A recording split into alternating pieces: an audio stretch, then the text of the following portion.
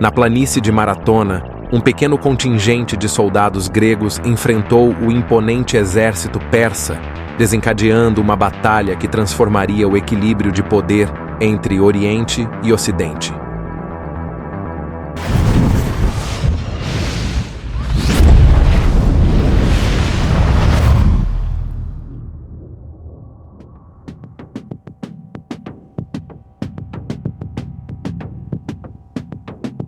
Em 492 a.C., o Império Persa tentou invadir a Grécia pelo norte, mas foi derrotado por uma grande tempestade.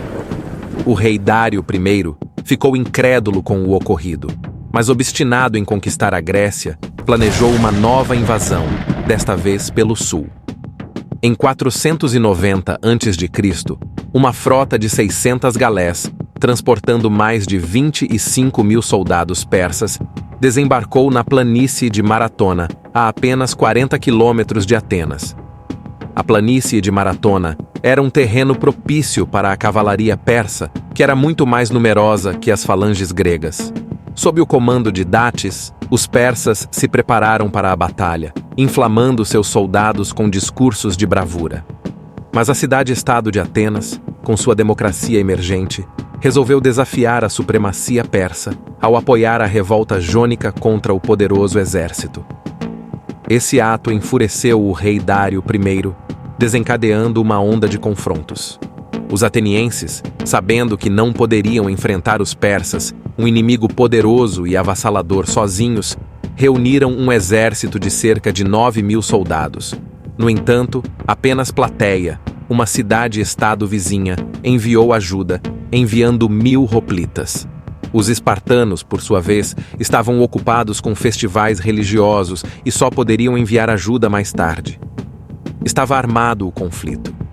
De um lado, os persas comandados por Datis e Artafernes, que tinham um exército muito mais poderoso. Contavam com grandes contingentes de arqueiros e cavalaria. A infantaria persa avançava em formação compacta, enquanto os arqueiros lançavam flechas sobre as fileiras inimigas. A cavalaria persa era rápida e ágil, e costumava atacar o flanco inimigo. Um exército estimado de 30.000 soldados.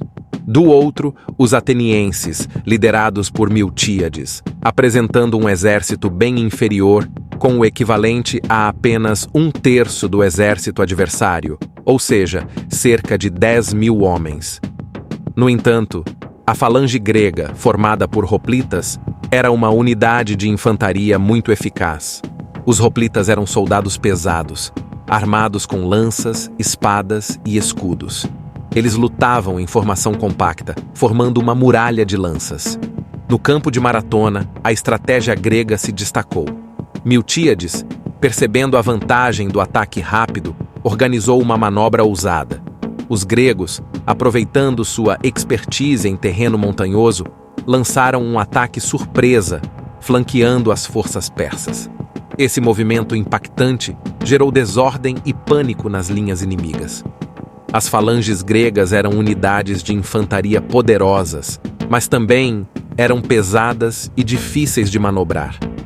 No entanto, elas eram capazes de desferir uma grande gama de ataques ao inimigo. Isso porque não apenas a primeira fileira da falange atacava, mas também as fileiras posteriores. Os hoplitas da terceira fileira, por exemplo, podiam usar suas lanças para atacar os inimigos que estavam por trás da falange. O comando das forças atenienses na Batalha de Maratona estava nas mãos de Milcíades. Ele era um comandante experiente, que já havia servido ao exército persa. Milcíades era natural da península de Galípoli, que na época fazia parte do Império Persa. Ele havia traído o rei Dário e fugido para a Grécia, onde nutria um forte desejo de lutar contra os persas.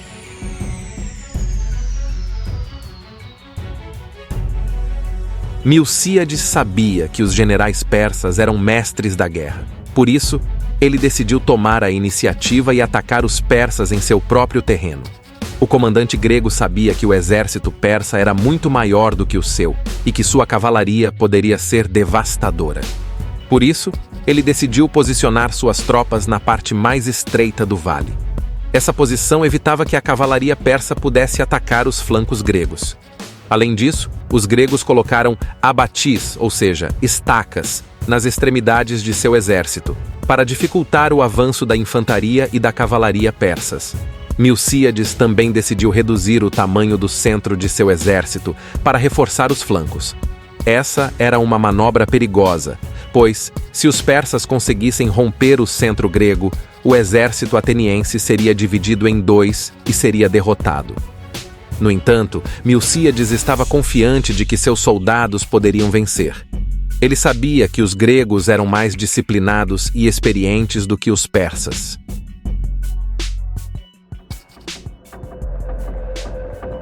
A Batalha de Maratona ocorreu em 2 de setembro de 490 a.C. Os atenienses e os plateenses enfrentaram os persas em uma planície aberta. O combate começou com os persas lançando flechas sobre os gregos. Os atenienses, protegidos por seus escudos, avançaram sobre os persas. A infantaria persa avançou, mas foi recebida pela falange grega, que a enfrentou com força devastadora. Datis, o comandante persa, viu sua cavalaria anulada pela posição estreita do vale. Os gregos ainda estavam em desvantagem numérica, mas seus flancos começaram a avançar, pressionando os persas. O centro grego, comandado por Aristides e Temístocles, sofreu fortes investidas persas.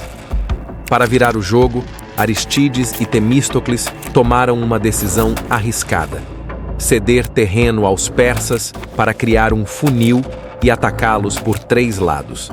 A manobra foi um sucesso. Os flancos gregos viraram contra o centro persa e, juntos, quebraram a linha inimiga. Os persas foram derrotados e fugiram para seus navios, deixando para trás milhares de mortos. A vitória dos atenienses na Batalha de Maratona foi uma reviravolta inesperada e um evento decisivo na história da Grécia. Ela impediu a conquista da Grécia pelo Império Persa e ajudou a preservar a cultura e a democracia gregas. O triunfo dos gregos na batalha foi surpreendente. Eles conseguiram repelir as forças persas, impedindo a conquista iminente de Atenas. A vitória em Maratona fortaleceu a confiança grega, impulsionando o desenvolvimento cultural e político. Essa batalha épica ecoa como um símbolo de coragem e determinação.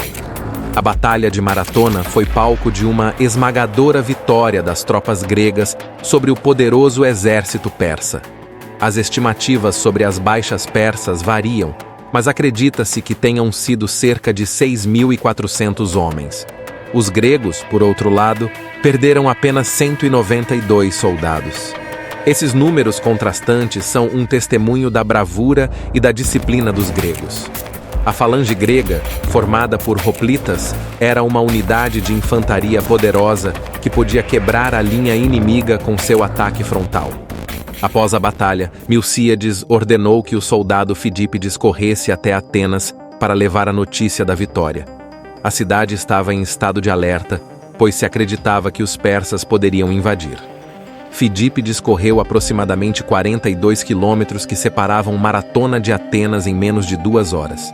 Ao chegar, ele gritou "Niké", que significa vitória em grego. Em seguida, ele caiu morto de exaustão. A história de Fidípides e sua lendária corrida logo se espalhou pela Grécia, tornando-se um símbolo da determinação e sacrifício dos gregos na defesa de sua liberdade. Nos tempos modernos, nos Jogos Olímpicos de Atenas, em 1896, a maratona foi oficializada como uma modalidade atlética, em homenagem a essa lendária história. Sendo estabelecido que a distância percorrida pela maratona seria fixada em 42 quilômetros e 195 metros, visando recriar a lendária jornada de Fidípides. A maratona se tornou-se um desafio de resistência física e mental dos corredores, enquanto homenageia a coragem e o sacrifício de Fidípides. A Batalha de Maratona foi um marco crucial na história da Grécia Antiga, um evento que transcendeu sua época e inspirou gerações posteriores. Sua influência perdura, lembrando-nos da tenacidade do espírito humano diante dos maiores desafios. A vitória dos gregos em Maratona não foi o fim da guerra. 10 anos depois, os persas retornaram, desta vez com um exército ainda maior. O novo comandante persa, Xerxes I, reuniu um exército de mais de 200.000 soldados, vindos de todas as partes do império. Os gregos se prepararam para a Batalha de Termópilas, mas sabiam que estavam prestes a enfrentar um inimigo colossal. Mas isso é uma outra história. E você, gostou do vídeo? Me diga nos comentários se gostaria da continuação dessa história. E não se esqueça de se inscrever no canal e deixar seu like. Até o próximo vídeo.